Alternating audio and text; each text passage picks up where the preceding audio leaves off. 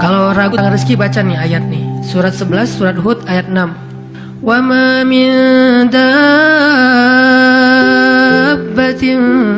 fil ardi illa 'ala Allahi rizquha wa ya'lamu mustaqarraha wa mustawda'aha kullun fi kitabim mubin.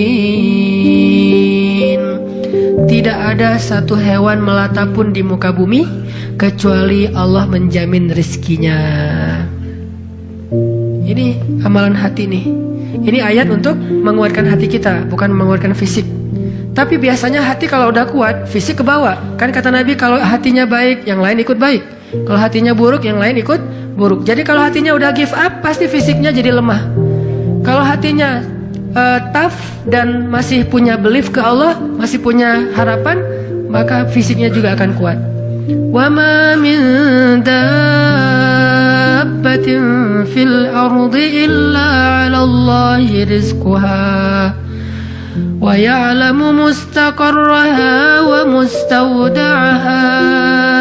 Allah tahu di mana rezeki kita disimpan. Allah tahu kemana kita akan membelanjakan rezeki itu. Semuanya tertulis di dalam kitab yang jelas. Allah yang tahu. Allah yang menjamin. Gak ada yang gak dijamin rezekinya. Makanya saya pernah cerita tuh dulu di mall sebelah. Saya sama istri habis kajian di sini atau sebelum kajian di sini, sebelum maghrib sempat mau belanja dulu, belanja di supermarketnya di bawah, lantai bawah. Dari lobi kita mau ke bawah itu cari eskalator kan ya, belok kanan cari eskalator. Ternyata salah ngambil jalan. Kita habis belok kanan langsung belok kiri. Harusnya kalau belok kanan lagi sekali lagi langsung eskalator turun tuh. Pas karena kita belok kiri, akhirnya kita muter. Gara-gara muter, ngelewatlah sebuah stand baju kaos yang lagi diskon. Wih, diskon 50%. Akhirnya saya sama istri masuk. Ternyata lucu-lucu juga buat anak gitu. Alhamdulillah akhirnya kita beli 2 helai. Baru setelah itu kita jalan lagi, cuma beberapa meter, masuk eskalator turun. Siapa yang telah menggerakkan kaki saya sampai salah jalan? Sehingga saya harus muter. Dan akhirnya masuk ke stand itu. Allahu rizqalallahi rizquha. Allah yang menjamin rezeki. Kayak gitu cara Allah menskenariokan. Kalau saya ngambil jalan kanan, mungkin saya nggak akan masuk ke toko itu. Berhubung saya ngambil jalan kiri, akhirnya muter, masuklah ke toko itu. Allah punya banyak cara. Kenapa kita khawatir dengan stand orang lain yang mungkin lebih dekat ke pintu, lebih dekat kepada stage yang di tengah kalau bikin event segala macam?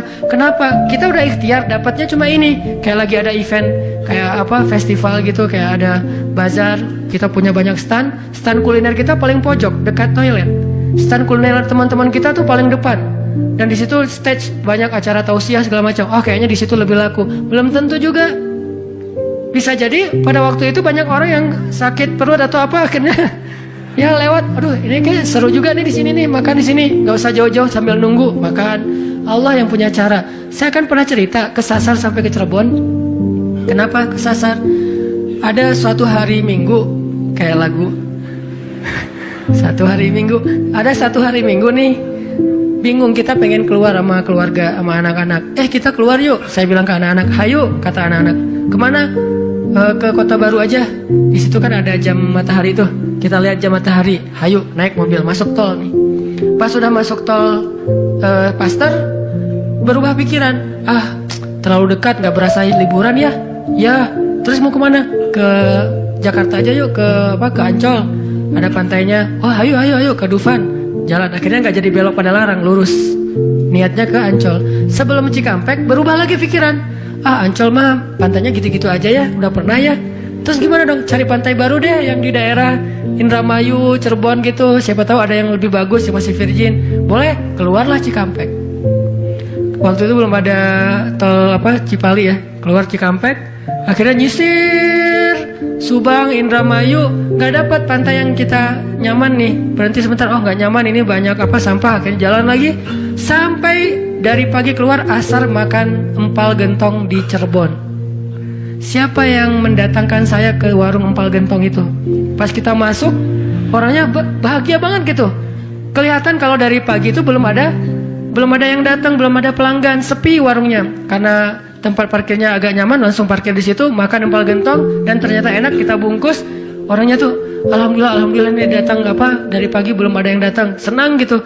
Dan saya bilang, Pak tahu nggak saya dari mana? Dari mana? Dari Bandung. Mau kemana emang? Nggak kemana-mana. Muter. Jadi kita cuman dari Bandung cuma pengen makan empal gentong di Cirebon ujung-ujungnya.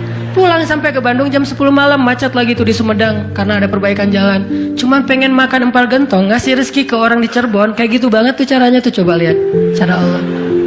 Oh yakin nih sama Allah, Allah bisa banget ngedatangin. Kalau ini terjadi kepada orang lain, berarti kalau saya cari rezeki bisa juga caranya kayak gitu. Allah kan punya banyak cara. Cuman kadang-kadang atau seringnya kita nggak tahu cara itu, tahu hasilnya doang nih. Tiba-tiba dapat. Sesederhana itu kita berpikir, akhirnya sesederhana itulah syukur kita ke Allah.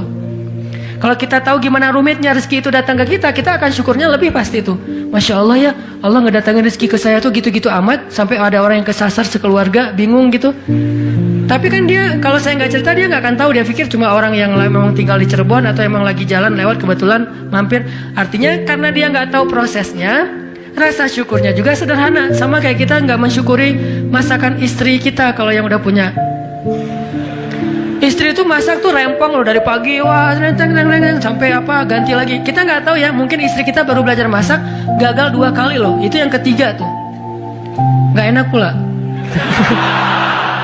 Udah gagal 2 kali. Dan kita pikir cuma masak sayur gini doang mah, sayur bening mah gampang. Kita kan nggak tahu prosesnya, sehingga apresiasi kita juga ya segitu-gitu aja. Kalau kita tahu prosesnya, walaupun cuma sayur bening sama telur ceplok, kita akan peluk istri kita, mah makasih banyak ya, mama udah berkorban banget buat papa, mah hari ini makanan terenak sepanjang hidup papa loh mah. Kenapa ngomong gitu? Karena tahu prosesnya. Gitu juga kita ke Allah. Karena kita nggak tahu proses rezeki itu Allah setting sampai datang ke kantong kita. Kita kayak ya alhamdulillah gitu doang. Tapi kalau kita tahu masya Allah ya Allah alhamdulillah atas semua nikmat yang kau berikan, puji-puji Allah. Artinya teman-teman, kalau galau tentang rezeki dari Allah, tentang pekerjaan, tentang kuliah segala macam, termasuk tentang jodoh, coba baca ayat 6. Semua Allah yang jamin. Ini bab hati ya, lagi-lagi bab hati. Ikhtiar mah jalan aja terus, tapi hati Allahi rizquha, Allah yang menjamin. Itu baru jadi tenang nih, mengingat Allah, tetap happy gimana-gimana juga. Dan ini ditaraddud, diulang-ulang. Coba diulang-ulang nih ayat nih. Jadikan salah satu ayat favorit. Kalau kita lagi galau, langsung baca ayat ini berulang-ulang sendiri kalau bisa. Baca dulu terjemahannya, hafal. Kalau udah hafal terjemahannya, tinggal baca ayatnya berulang-ulang. Sebelum tidur mungkin, kalau yang paling tenang. Kalau khawatir nggak bangun tahajud, ya udah sebelum tidur baca. Wa ma min dabbatin fil ardi illa 'alallahi rizquha. Diulang. Itu beda banget loh rasanya. Belajar untuk mentafakuri kebesaran Allah, sehingga kalau kita nanti ada masalah, mengingat Allah lebih mantap.